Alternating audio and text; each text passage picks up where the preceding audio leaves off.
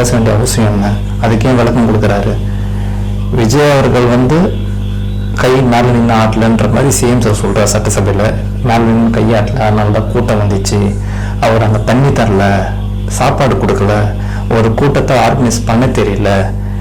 அவர் மேலே நின்று கை காமிச்சிருந்தாருன்னா இந்த இதெல்லாம் சம்பவம் நடந்திருக்காதுன்னு சொல்கிறாரு.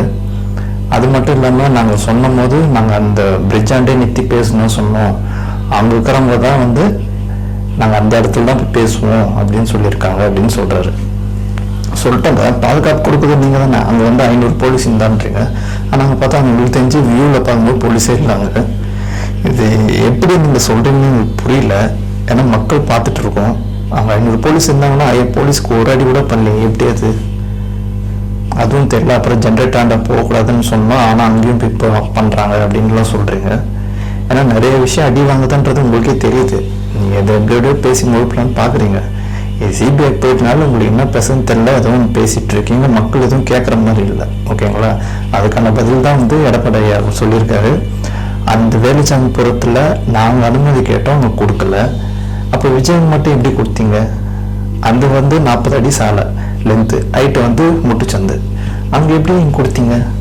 ஸோ ஒரு கூட்டம் வருதுன்னு வந்து உங்களுக்கு தெரியும். அதுக்கு தான் நீங்கள் வந்து ஆளுந்துறை வச்சுருக்கீங்க. அப்படி இருக்கும்போது எப்படி அந்த கூட்டத்தில் நீங்கள் பர்மிஷன் கொடுத்தீங்கன்னு கேட்குறாங்க. கரெக்டான கொஸ்டின் தானே. நீங்கள் கரெக்டான ஒரு 4 வழிச்சாலையில் கொடுத்துருந்தீங்கன்னா இந்த இஷ்யூவே நடந்திருக்காதே. நீங்கள் எதுக்கு அப்போ வேலுச்சாமிபுரத்தில் கொடுத்தீங்க? எதுக்கு சம்மந்தமே இல்லாமல் ஆம்புலன்ஸில் செந்தில் பாலாஜி ஃபோட்டோ வருது, குடிக்கிற தண்ணி பாட்டில் ஃபோட்டோ வருது? அப்போ யார் இது அரசியல் பண்ணுறது? நீங்கள் சொல்கிறீங்க இல்லையா சட்டசபையில் இந்த சம்பவத்தை வச்சு அரசியல் பண்ண வேண்டாம்னு சொல்லிட்டு.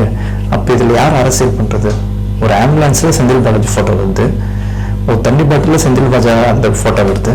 ஸோ எல்லாமே வந்து பேனரில் போகும்போது ஒரு உதவி திட்டம் சொல்லிட்டு ஒரு வருது. எதுக்கு இதெல்லாம்? அப்போ இதில் யார் அரசியல் பண்ணுறது? மக்கள் பார்த்துட்ருக்காங்க. ஆனால் எடப்பாடி அவர்கள் செம்மையான கேள்விலாம் கேட்டிருக்காரு. நாங்கள் போகக்கூடாதுன்ற பர்மிஷன் கொடுக்காம இருந்தீங்க. அப்போ விஜய்க்கு மட்டும் எதுக்கு கொடுத்தீங்க? உடல் கூராய்வுக்கு 31 பேர் உடல் கூராய்வு பண்ணீங்க. எதுக்கு அவசர அவசரமாக பண்ணீங்க? சரி, அங்கே இருக்குது 2 நாற்காலி தான் பண்ணுறதுக்கு. சரி, 3 வச்சுங்களேன். 3 பண்ணி ஒரு போஸ்ட்மார்ட்டம் பண்ணுறதுக்கு எப்படியோ 1.5 மணி நேரம் இல்லை 2 மணி நேரம் ஆகும் ஒரு பாடி பண்ணுறதுக்கு. 31 பேர் விடிய எப்படி நீங்கள் பண்ணியிருப்பீங்க ஒரே டைமில் எல்லாரையும்?